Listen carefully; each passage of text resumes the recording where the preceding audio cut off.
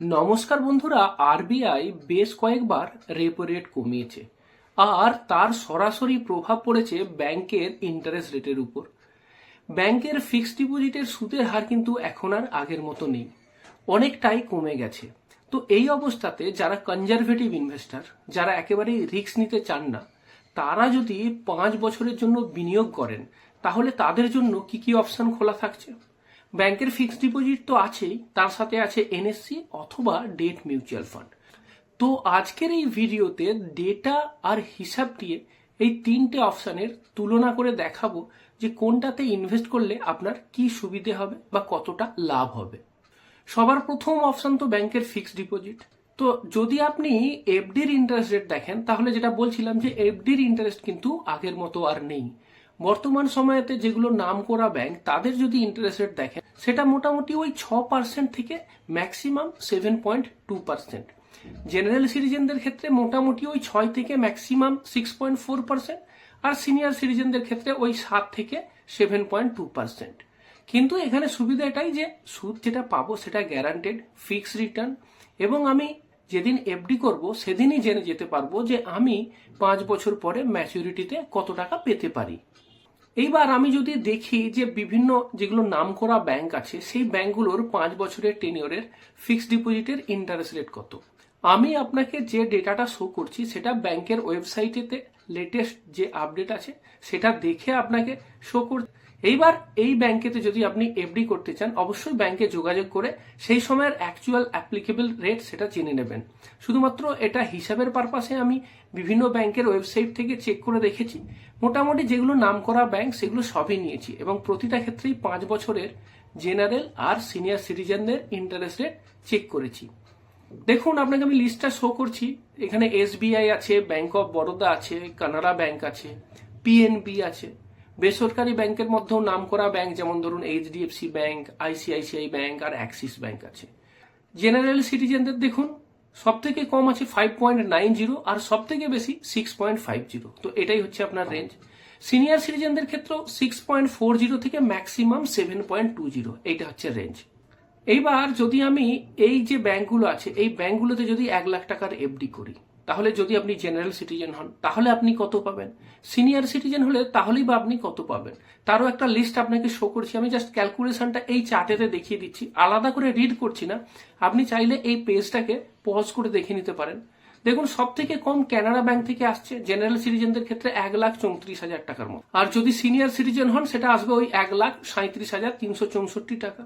আর সব থেকে বেশি আসছে আপনার আইসিআইসিআই ব্যাংকের ক্ষেত্রে, সেখানে আসছে কত, জেনারেল সিটিজেন 1,38,042 টাকা, আর এই ব্যাংকেতে সিনিয়র সিটিজেনদের জন্য হচ্ছে 1,42,175 টাকা। সিনিয়র সিটিজেনদের জন্য কিন্তু বেস্ট রেট পাওয়া যাবে অ্যাক্সিস ব্যাংকের ক্ষেত্রে, সেক্ষেত্রে আমি পাচ্ছি 1,42,875 টাকা।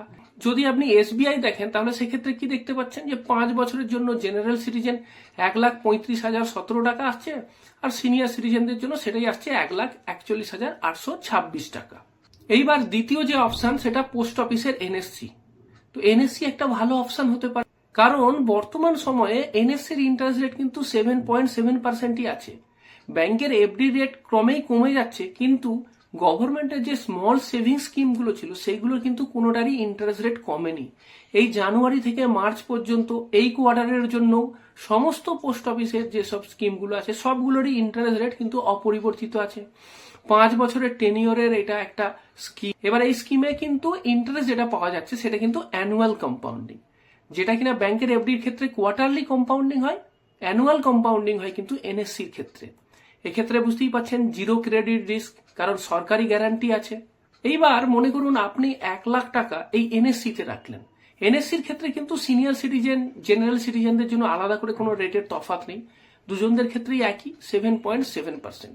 তো ওই 1 লাখ টাকা যদি এনএসসিতে রাখি তাহলে অ্যামাউন্ট আসবে 1,44,903 টাকা।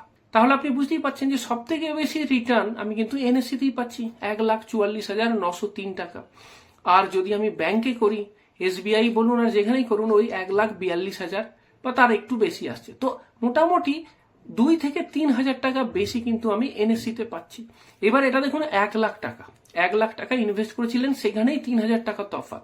ধরুন আপনি যদি 10 লাখ টাকা এনএসসি করে দেন তাহলে কিন্তু 30,000 টাকার তফাৎ হয়ে যাবে, তাহলে কিন্তু অ্যামাউন্টটা বেশ বড় রকমেরই। সুতরাং এই বড় ডিফারেন্সটা কিন্তু হয়ে যাবে এইখানেতে। এরপর 3 নম্বর যেটা অপশন হচ্ছে সেটা হচ্ছে ডেট মিউচুয়াল ফান্ড। এবার এই ডেট মিউচুয়াল ফান্ডের ক্ষেত্রে অনেকগুলো ক্যাটাগরি আছে, 16টা ক্যাটাগরি আছে। তার মধ্যে থেকে আমি 3টে ক্যাটাগরিকে বেছে নিচ্ছি।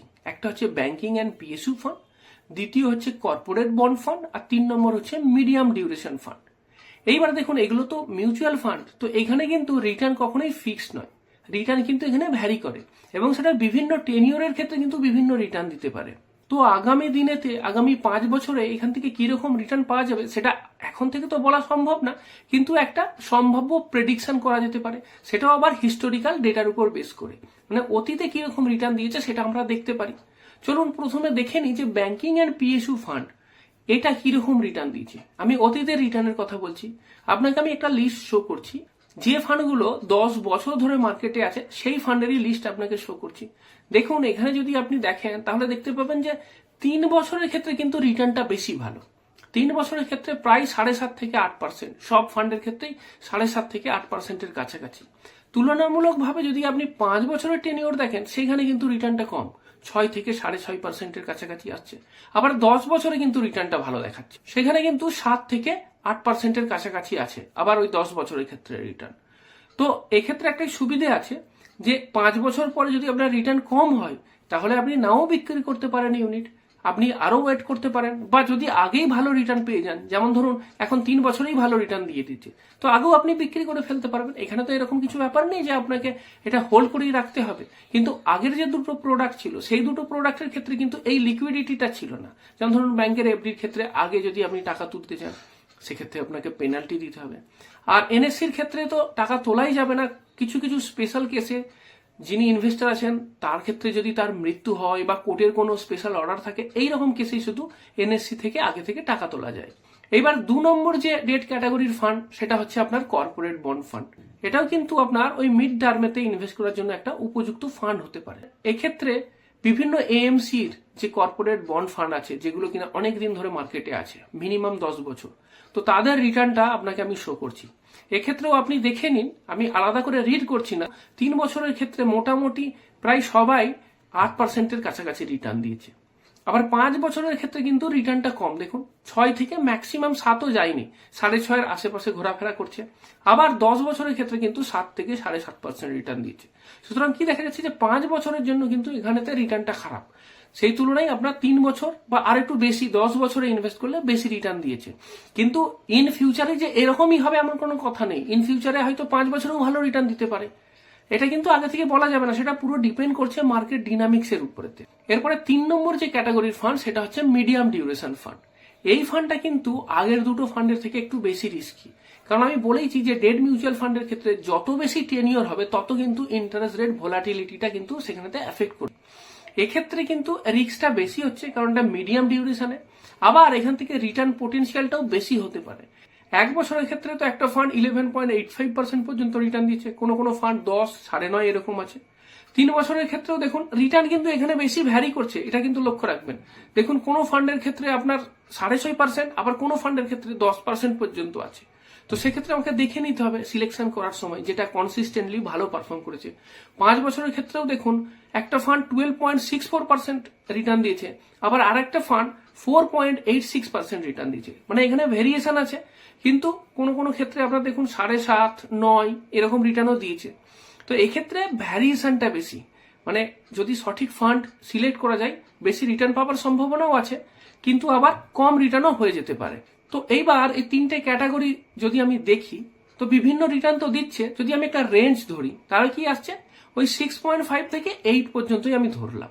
এবার যদি 6.5% রিটার্ন হয় তাহলে আপনার ওই 1 লাখ টাকা সম্ভাব্য 1,37,008 টাকা হবে। আর যদি 8% রিটার্ন দেয় তাহলে একটু বেশি হবে, সেক্ষেত্রে 1,46,923 টাকা হবে। কিন্তু এখানে সমস্যা আছে, এনএভি কিন্তু ওঠানামা করতে পারে।